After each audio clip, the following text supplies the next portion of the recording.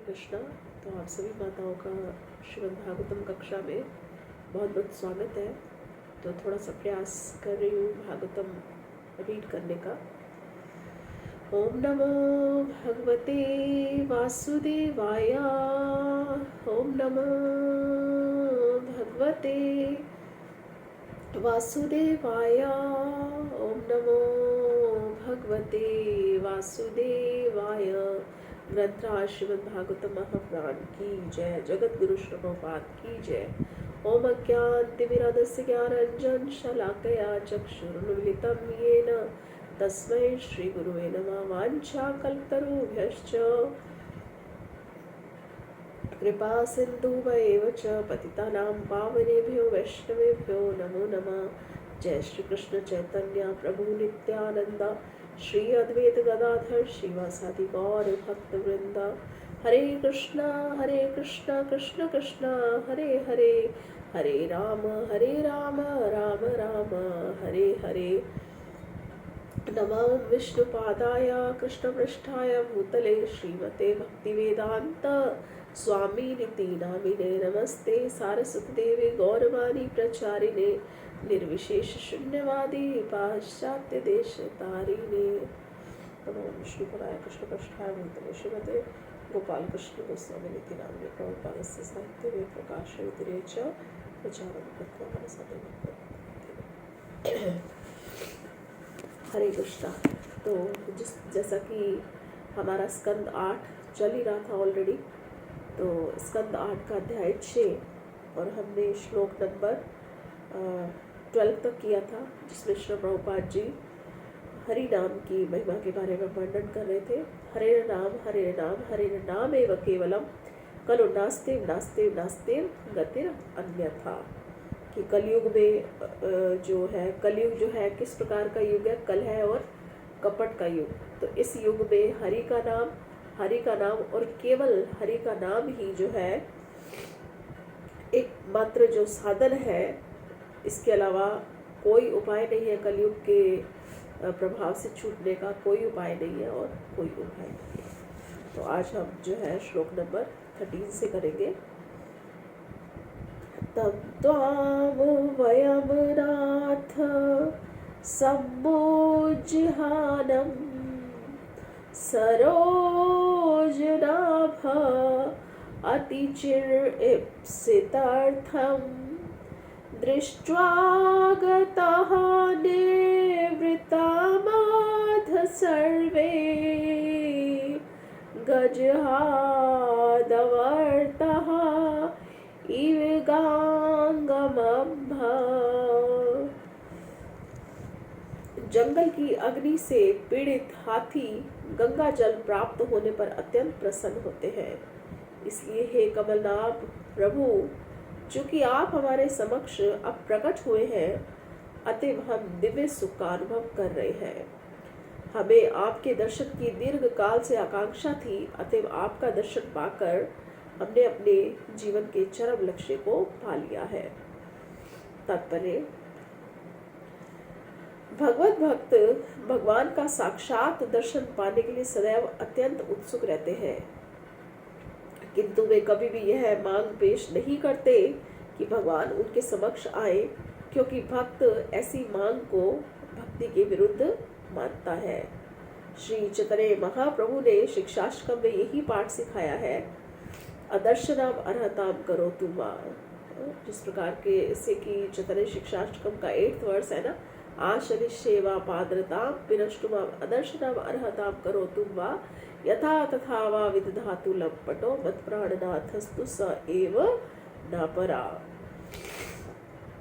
भक्त भगवान का साक्षात्कार करने के लिए सदैव उत्सुक रहता है, किंतु यदि जन्म जन्मांतर तक भगवान के दर्शन न होने से उसका हृदय टूट भी जाए, तो भी वह भगवान से प्रकट होने की मांग नहीं करेगा। क्योंकि भगवान चैतन्य जो है यहाँ पर हमें यही सिखा रहे हैं कि हमें भगवान की निरंतर भक्ति करते रहना है।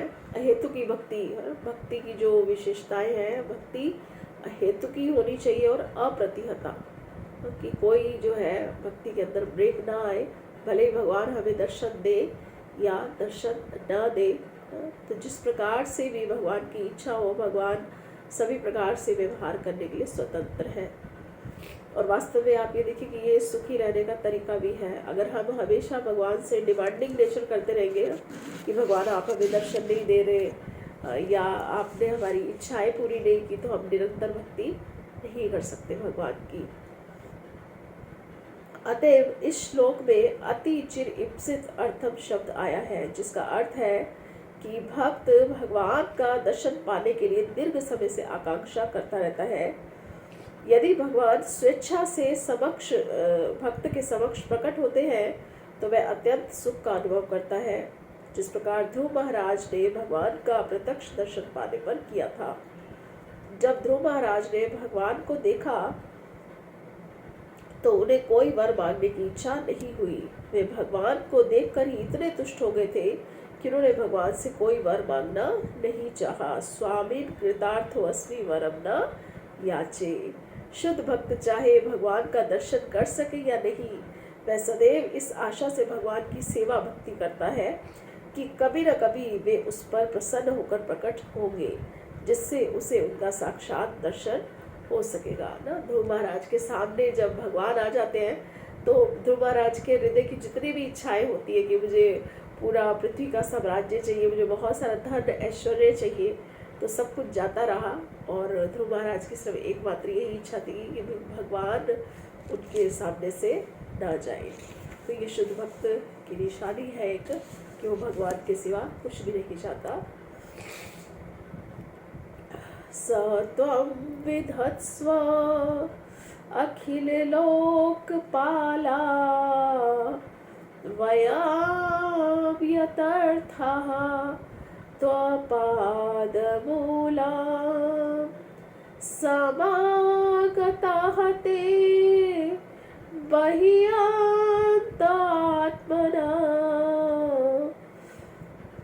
किं वा अन्यविज्ञापयम् अशेष साक्षिणः।